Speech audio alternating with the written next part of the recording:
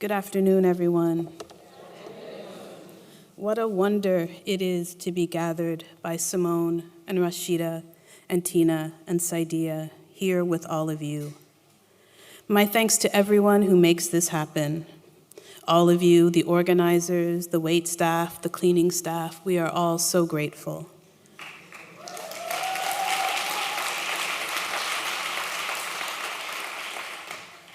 I'm reading from several sections of my forthcoming book, Ordinary Notes. I've changed some of what I'm planning to read for reasons that I hope are apparent. The images will play on a loop just for ease, and eventually they'll make sense. My word is manual. Part 1, a brief record of facts, thoughts written down as an aid to memory. Note 3, quote, the past, or more accurately, pastness, Michel Roche-Troyot tells us, is a position. Several years ago, when we were in Erlangen, Germany, R and I went to the Nazi Documentation Center and Nazi Party rally grounds in Nuremberg. By the time we left, after watching the films and viewing the installations, the displays of photographs, books, racist games, and more, we were convinced that depending on where one stood, this memorialization would actually attract people to Nazism. The objects function as memorabilia, a memorialization not of the wounded, but of the perpetrator. We observed the other people at the center. Some of their faces were filled with admiration for the brutalities of white nationhood and the heraldic call of white supremacy.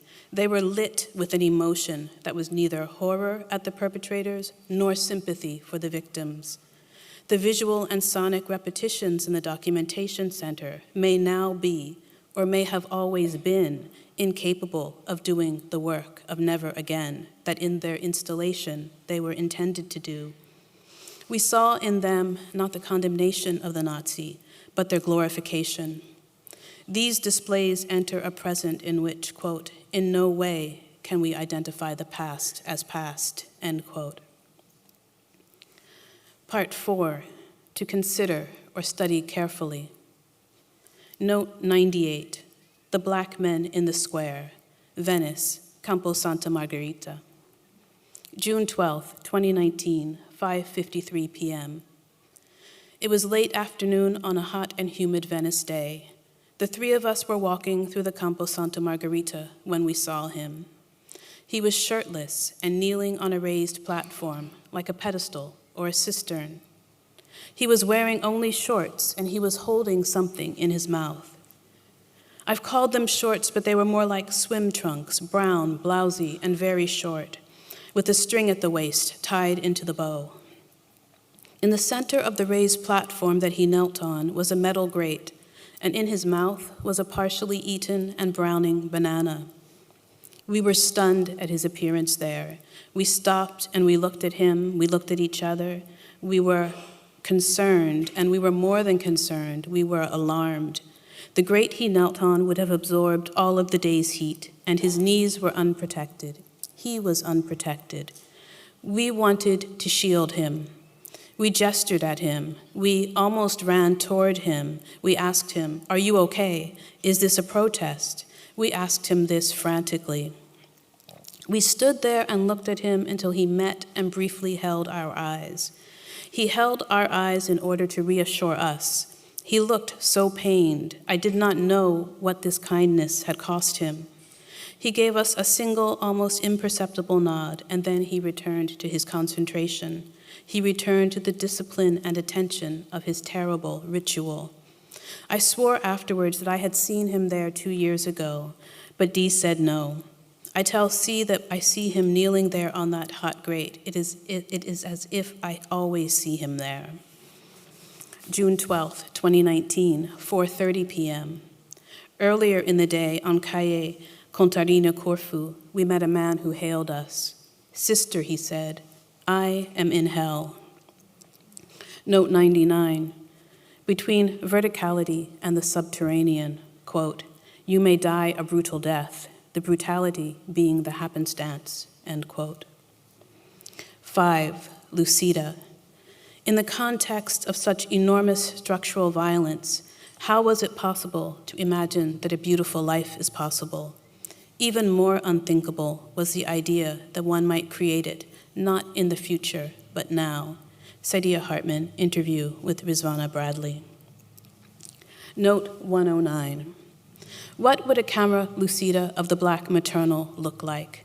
What would it trace? What optical device would accurately reveal her hand? In what well-lit room would her texture be revealed? What pane of glass make lucid the reflection? Note 111. These particular photographs are of my mother's face, her hands, her books, her needlework. My camera lucida is saturated with my seeing and my mother's care in the noise of structural precarity. Note 114. It is 1928. In the photograph, my mother is 5 years old, and she is dressed for Halloween. The photographer was her stepfather.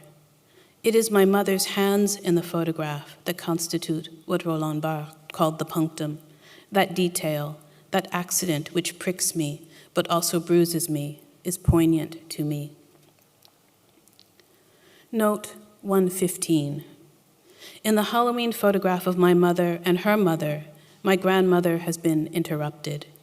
Her husband, Joseph, has called her away from cleaning or cooking or sewing in order to have their picture taken.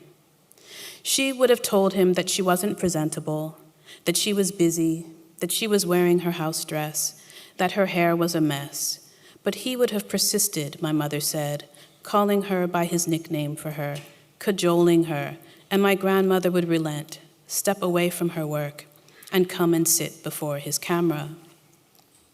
There's a visual echo, some correspondence between my mother's hands, her headdress and wig, the hand-pinked gross-grain ribbon that edges the deep V front of her dress, her long beaded necklace, and then the pattern of what look like mended tears in the skirt of her mother's dress. My grandmother sewed the costume that my mother is wearing. There is more than one detail in that photograph that compels and arrests me. There is more than one detail that produces in me a feeling of great tenderness. My mother's hands are one, the holes in my grandmother's dress are another, her shoes another still. Note 139. In a photograph from 1927, my mother sits on the edge of a table. A U.S. flag is planted in her hands. The flag is in focus, but the enormous, beautiful white bow in her hair is blurred, as if there is a part of her that is always in motion. Part 6. Preliminary entries toward a dictionary of untranslatable Blackness. Note 169. Tender. When Claudia Tate interviewed Gail Jones for Black American Literature Forum, she asked, "Do you have any theories about the human condition which you dramatize in your work?" To which Jones replied, "I think what comes out in my work in those particular novels, by which she means Corregidora and Eva's Man, is an emphasis on brutality. But I think that something else is also suggested in them, namely the alternative to brutality, which is tenderness. Although the main focus is on the blues relationship or relationships involving brutality, there seems to be a growing understanding working itself out, especially in Corregidora, of what is required in order to be genuinely tender. Perhaps brutality enables one to recognize what tenderness is."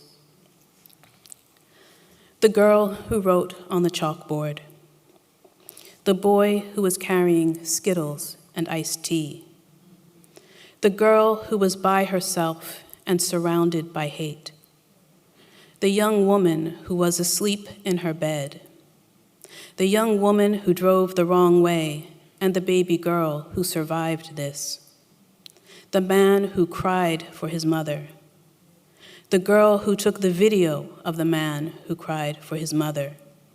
The other girl, the cousin of the first girl, who also witnessed this.